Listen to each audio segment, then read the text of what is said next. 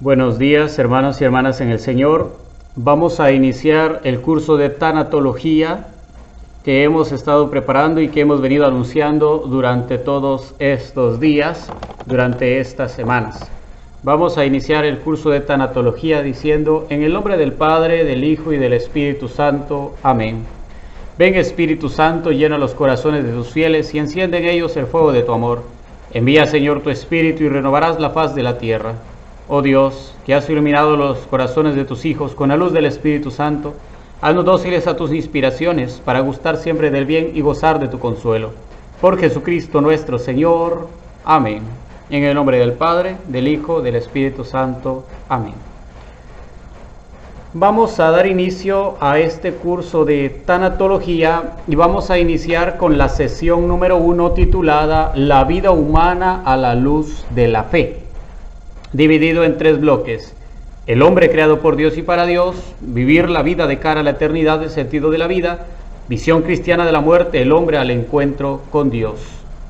Para iniciar necesitamos comprender 4 palabras: muerte, que es el cese o término de la vida, la separación del alma y del cuerpo; dolor, sensación molesta y aflictiva de una parte del cuerpo por causa interior o exterior, sentimiento de pena y de congoja; sufrimiento, que es la experiencia del mal o la privación de algún bien, aunque comúnmente sinónimo a dolor.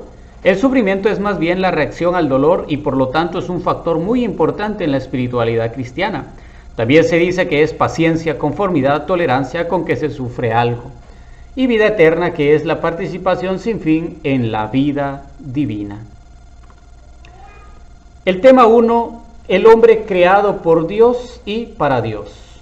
En la actualidad, el hombre ha sacado a Dios de su vida. Para muchas personas, el ser humano ya no tiene cabida en su vida. Ya no hay espacio para él. Viven como si Dios no existiera, viven como que si Dios no hiciera nada, como que si Dios no reaccionara, y ellos mismos hacen de su propia vida lo que ellos quieren, lo que ellos necesitan, lo que ellos andan buscando. El hombre actual ya no hace referencia a Dios, y si hace referencia a Dios, los pocos que todavía creen en Dios, creen en un Dios, pero un Dios a su medida, un Dios que cumple lo que ellos quieren, los caprichos que ellos quieren, los deseos que ellos quieren, y se olvidan del verdadero Dios como tal, del Dios que existe. El hombre se ha perdido en la búsqueda de la trascendencia de su vida, buscando una razón, un sentido, un porqué a su existencia. Se aparta de Dios y trata de buscar en la moda, en la comodidad, en los amigos, en la cultura, en el arte, en la ciencia, respuestas a su trascendencia, respuestas a su ser, y muchas veces las encuentra de manera equívoca. Por eso el hombre anda perdido, tanto en su esencia de la búsqueda de la trascendencia de vida, como en el reconocimiento de su dignidad de persona humana, de ser creado por Dios, de ser creado a imagen y semejanza de Dios. Ya en el Génesis se presenta la creación del hombre y la mujer por parte de Dios. Génesis capítulo 1, verso 27 dice: creó pues Dios al hombre y la mujer, a imagen suya los creó, a imagen de Dios los creó, varón y mujer los creó.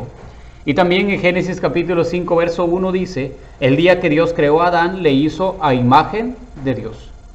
Todo esto pone de manifiesto que el hombre es teocéntrico por naturaleza, y que por tanto no pierde nunca esta ordenación a Dios, aunque subjetivamente pueda no reconocerla. El hombre viene de Dios, proviene de Dios, ha sido creado por Dios, hombre y mujer los creó, a imagen suya los creó, proviene de Dios y hacia Dios es el fin último del cual debe de llegar.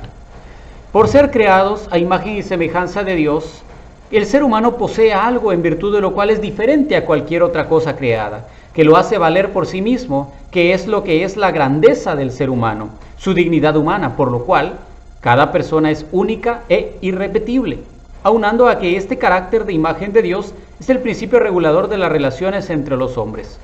La Evangelii Vitae en el numeral 34 dice: la vida que Dios da al hombre es mucho más que un existir en el tiempo, es tensión hacia una plenitud de vida, es germen de una existencia que supera los mismos límites del tiempo, y que no es propia para el resto de los seres creados. Solamente el hombre se beneficia de este querer preferencial de Dios, y al que dota de una dignidad propia e inviolable, que nos lleva a afirmar con el autor Ramón Lucas Lucas que la razón última del valor y dignidad del hombre se encuentra precisamente en ser espíritu creado directamente por Dios. Es útil también recordar las palabras de San Agustín cuando nos decía: nos creaste, Señor, para ti, y nuestro corazón andará inquieto hasta que no descanse en ti, en su libro de las Confesiones. San Agustín con estas palabras pone de manifiesto que el hombre ha sido creado por Dios y para Dios, y solamente encontraremos la paz si nuestro corazón descansa en Él. El Concilio Vaticano II nos dirá en la Gaudium et Spes, numeral 18 y 19, que la vida humana es un don recibido de Dios, destinado a desarrollarse hasta alcanzar la vida eterna, que llamó y llama al hombre a adherirse a Él en una inacabable comunión de la incorruptible vida divina, con la total plenitud de su naturaleza.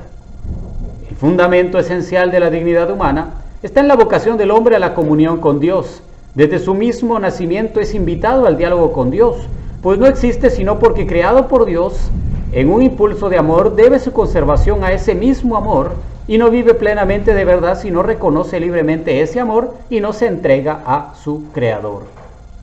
Siguiendo esta línea, el Catecismo de la Iglesia Católica en el numeral 27 nos dice: el deseo de Dios está inscrito en el corazón del hombre, porque el hombre ha sido creado por Dios y para Dios, y Dios no cesa de atraer al hombre hacia sí, y solo en Dios encontrará el hombre la verdad y la dicha que no cesa de buscar. Entonces, el ser humano anda perdido.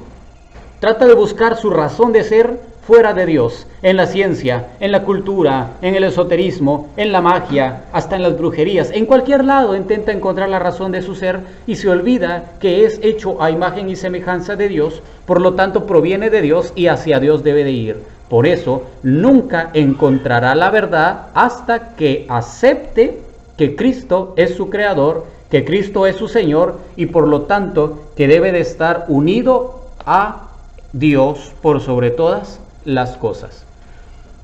Y esto lo va a llevar a vivir una vida con un sentido más pleno.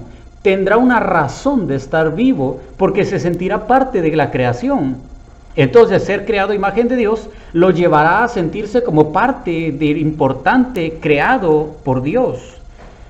Se hizo muy famoso el título que el arzobispo Fulton John Sheen en Estados Unidos dio a uno de sus libros cuando lo llamó La vida vale la pena vivirse. Solamente que este título parece estar en flagrante contradicción con una sentencia de la Biblia que dice en Job capítulo 7 verso 1 que la vida del hombre sobre la tierra es una guerra continua y sus días son como los de un infeliz jornalero. Y el apóstol Santiago le da plenamente razón a Job, pues añade en Santiago 4:14, ¿qué cosa es vuestra vida? Un vapor que hace presencia por poco tiempo y luego desaparece. Aunque viene el apóstol San Pablo y nos dice otra cosa. Si solo nos quedamos con lo de Job y lo de Santiago, pareciera que la vida no tiene sentido y entonces ¿para qué hay que vivirla? Parece que no venimos a hacer nada y entonces mejor murámonos. Pero San Pablo, poniendo a Jesucristo en el centro de nuestra existencia, parece que le da la razón del todo al obispo Fulton Sheen en Romanos 14:8 cuando nos dice, porque si vivimos, vivimos para el Señor, y si morimos, es para el Señor para quien morimos. Entonces, tanto que vivamos como que muramos, somos del Señor. Por eso nos preguntamos, si nuestra vida es de Jesucristo y Jesucristo es para nuestra vida, ¿vale la pena vivir? Nosotros nos inclinamos por el optimismo de San Pablo, aunque valoramos también mucho las palabras de Job y de Santiago, por la prudencia y el desprendimiento que inspira.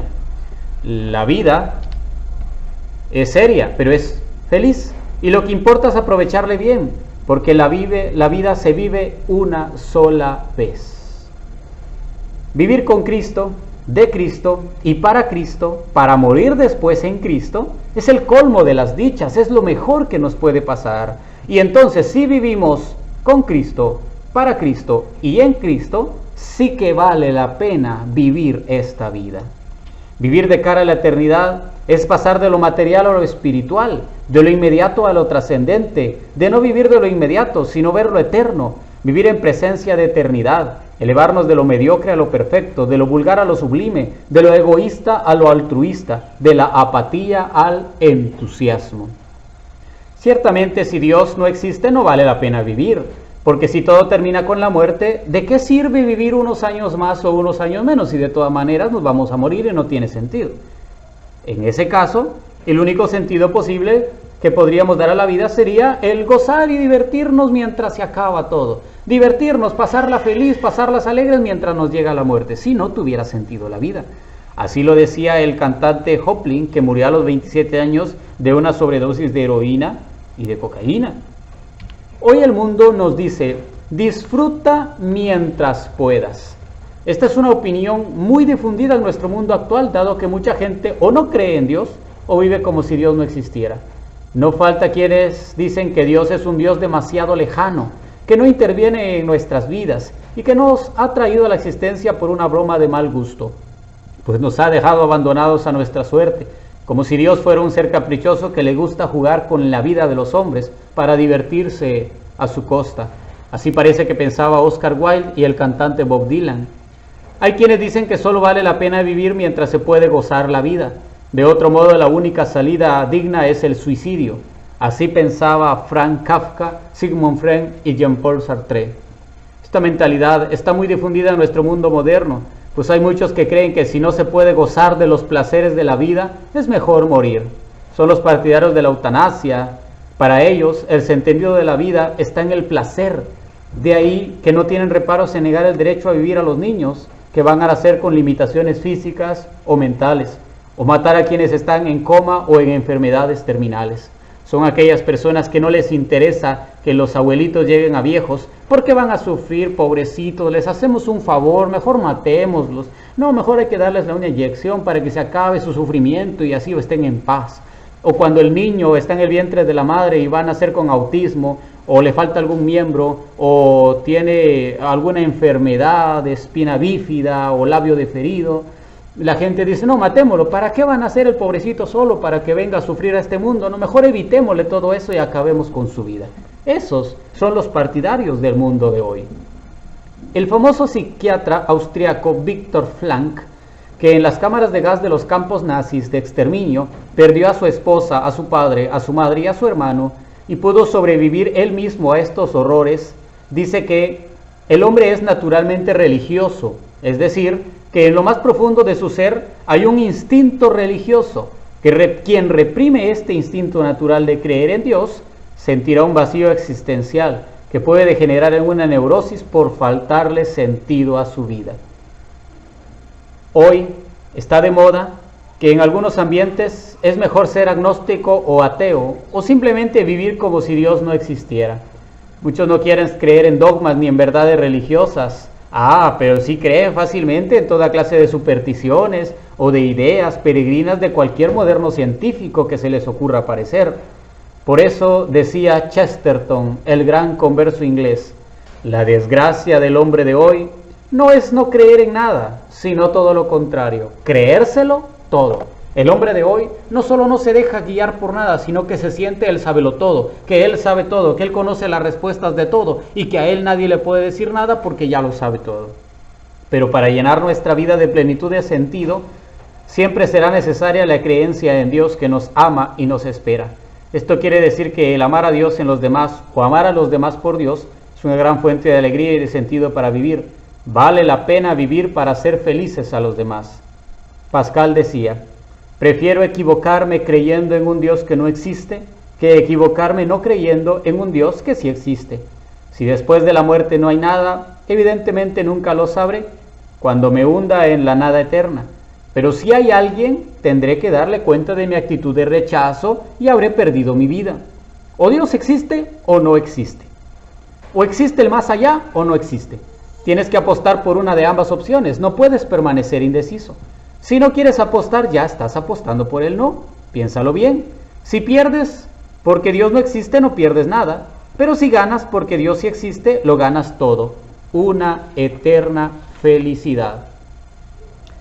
Pasamos entonces en que si yo reconozco a Dios en mi vida, en que si yo reconozco a Dios en la esencia de mi ser y reconozco a Dios como el fundamento de todo mi ser y de toda mi vida, voy a entonces a tener una visión cristiana de la muerte y no le tendré miedo a la muerte porque me llevará al encuentro con ese ser que he reconocido, que me está esperando, que me ama, que me quiere y que da todo porque yo me acerque a Él, porque yo vaya y lo busque a Él. Siguiendo este punto, si encontramos el sentido, y el sentido es el vivir de cara a la eternidad, entonces la muerte no es sino el tránsito para el encuentro definitivo con Dios. Vista así, la muerte desde la perspectiva cristiana toma entonces otro sentido. En la antigüedad pagana, el pez simbolizaba el agua y también la muerte, porque el hombre no podía vivir en ella. Los cristianos de los 3 primeros siglos convirtieron esa figura en alegoría de la vida eterna al formar la frase Jesús Cristo, Hijo de Dios Salvador, mediante la palabra ictus, que se traduce como pez en griego, donde la T del genitivo teu, de Dios, representa una cruz levantada en el centro de las 7 letras del acróstico en su declaración de fe. El pez pasó a ser desde entonces una representación simbólica de Jesucristo y de su resurrección entre los muertos. Todo lo que los cristianos pueden decir acerca de la muerte tiene su fuente en la Sagrada Escritura, Antiguo y Nuevo Testamento, considerada como palabra de Dios inspirada en los diferentes escritores de la Biblia y comentada por la tradición viva de la Iglesia. En consecuencia, nos vamos a apoyar en las fuentes bíblicas y en la tradición para presentar esquemáticamente los conceptos fundamentales de la visión cristiana de la muerte. Dios, dice Génesis capítulo 1, ha creado al cielo y la tierra y cuanto ellos contienen, y en cada etapa de esa creación, realizada simbólicamente en 6 días, se dice que Dios vio que era bueno. La creación hecha por Dios es, por tanto, una creación de vida. Entonces, ¿de dónde viene la muerte? En el pensamiento judeocristiano, la muerte es la consecuencia del pecado original cometido por Adán y Eva, la primera pareja. Ellos se alejaron del Dios de vida al transgredir la ley divina. Así el pecado original aparece como un deseo de independencia absoluta de Dios, de autonomía, darse a sí mismo su propia ley, ser la única fuente de sí mismo. Ahora bien, ese deseo es una ilusión porque el hombre no tiene en sí la fuente de su ser y de su existencia. San Pablo afirma en Romanos 5 del 12 al 17 que por un hombre Adán penetró el pecado en el mundo y por el pecado la muerte, y así la muerte se extendió a toda la humanidad, ya que todos pecaron. Pero si la muerte tuvo lugar por el pecado de uno solo, la victoria sobre la muerte fue posible por la pasión y muerte de uno solo, Jesucristo, verdadero Dios y verdadero hombre. Romanos 5:19. La resurrección de Cristo, que libera al hombre del pecado y la muerte, es la piedra angular de la fe cristiana. Lo afirma San Pablo con fuerza cuando dice: y si Cristo no ha resucitado, vuestra fe es ilusoria, en 1 Corintios 15:17. Esto es importante porque la visión cristiana de la muerte halla en esto su anclaje. Es evidente que la muerte sigue siendo un fenómeno físico ineluctable, pero ya no se ve como el destino final definitivo, porque como todos mueren por Adán, todos recobran la vida por Cristo, dice 1 Corintios 15:22. San Atanasio hacía también el siguiente comentario: por eso nosotros, según la naturaleza mortal de nuestro cuerpo, nos descomponemos solo por un tiempo, a fin de recibir una resurrección mejor. Nosotros, como granos de trigo arrojados en tierra, no perecemos, sino que sembrados en la tierra germinamos de nuevo, resultando así aniquilada la muerte por la gracia de nuestro Salvador.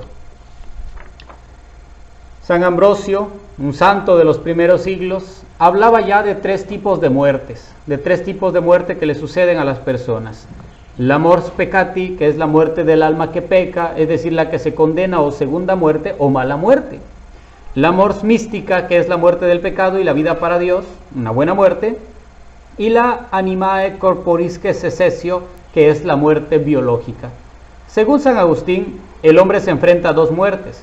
La primera es la terrenal, que afecta solo el cuerpo, inevitablemente para todos, pero no necesariamente mala. La segunda es la terrible, porque es la que nos conduce al pecado, la condena eterna que afecta nuestra alma. Por lo tanto, no hay que temer a la muerte, sino prepararse para ella. El cristiano, para no caer en lo que es verdaderamente temible, la condena. Esta actitud ante la muerte se complementa con el concepto de la vida como un peregrinar. La muerte, entonces, no es lo difícil Lo difícil es lo que sucede después de la muerte, que ya sea la salvación eterna o la condenación eterna. En resumen, con la muerte, que es separación del alma y del cuerpo, este cae en la corrupción, mientras que el alma, que es inmortal, va al encuentro del juicio de Dios y espera volver a unirse al cuerpo cuando éste resurja transformado en la segunda venida del Señor. Comprender cómo tendrá lugar la resurrección sobrepasa la posibilidad de nuestra imaginación y entendimiento, según dice el compendio del Catecismo de la Iglesia Católica en el numeral 205. Morir en Cristo Jesús significa morir en gracia de Dios, sin pecado mortal. Así el creyente en Cristo, siguiendo su ejemplo, puede transformar la propia muerte en un acto de obediencia y de amor al Padre. Y la vida eterna es la que comienza inmediatamente después de la muerte. Esta vida no tendrá fin, será precedida para cada uno por un juicio particular por parte de Cristo, juez de vivos y de difuntos. La muerte que el creyente experimenta como miembro del cuerpo místico abre el camino hacia el Padre, que nos demostró su amor con la muerte de Cristo, víctima de propiciación por nuestros pecados. Como reafirma el Catecismo de la Iglesia Católica en el numeral 1006, para los que mueren en la gracia de Cristo, es una participación en la muerte del Señor para poder participar también en su resurrección. Jesús nos ama y nos ha lavado con su sangre de nuestros pecados y ha hecho de nosotros un reino de sacerdotes para su Dios y Padre. Ciertamente es preciso pasar por la muerte, pero ya con la certeza de que nos encontraremos con el Padre cuando este ser corruptible se revista de incorruptibilidad y este ser mortal se revista de inmortalidad. Entonces se verá claramente que la muerte ha sido devorada en la victoria y se le podrá afrontar con una actitud de desafío, sin miedo. Como dirá San Pablo en 1 Corintios 15:55, ¿dónde está, oh muerte, tu victoria? ¿Dónde está, oh muerte, tu aguijón? Precisamente por esta visión cristiana de la muerte, San Francisco de Asís pudo exclamar en el Cántico de las Criaturas: alabado sea, Señor mío, por nuestra hermana, la muerte. Frente a esta consoladora perspectiva, se comprende la bienaventuranza anunciada en el libro del Apocalipsis, así como coronación de las bienaventuranzas evangélicas. Bienaventurados los que mueren en el Señor. Sí, dice el Espíritu, descansarán de sus fatigas, porque sus obras los acompañarán. Terminando ya esta sesión, hermanos y hermanas, la muerte entonces no es algo malo.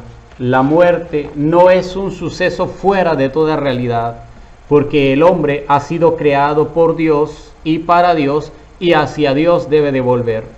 Pero si pierdo el sentido de la vida, si me alejo de la razón de mi ser, entonces la muerte será un momento de temor, de miedo, de congoja, porque no encontraré la razón por la cual morir, y me dará miedo morir porque no sé a dónde ir.